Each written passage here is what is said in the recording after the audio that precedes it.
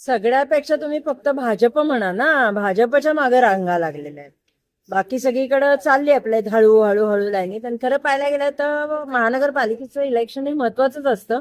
पण आत्ताच जर तुम्ही बघायला गेला, महानगरपालिकेच्या ज्या निवडणुका आहेत त्या फार खतरनाक प्रकारे होतील. कारण का एवढे सारे पक्ष, म्हणजे 2 राष्ट्रवादी, 2 शिवसेना, भाजप, मग RPI, काँग्रेस पार्टी, असे सगळे एवढे पुन्हा अपक्ष. आता जसं सांगितलं गेले की भाजप जे हे आहेत त्यांचे 50 नगरसेवक, त्यांना न देता ते दुसऱ्यांना देणार, मग ते अपक्ष लढवणार किंवा उड्या मारणार. बेडूक उड्या तर सगळीकडे चालू होतीलच. 2-3 दिवसातच तुम्हाला बेडूक उड्या दिसतील सगळ्या. कोण ह्या पक्षात होता तो कोण त्या पक्षात गेला.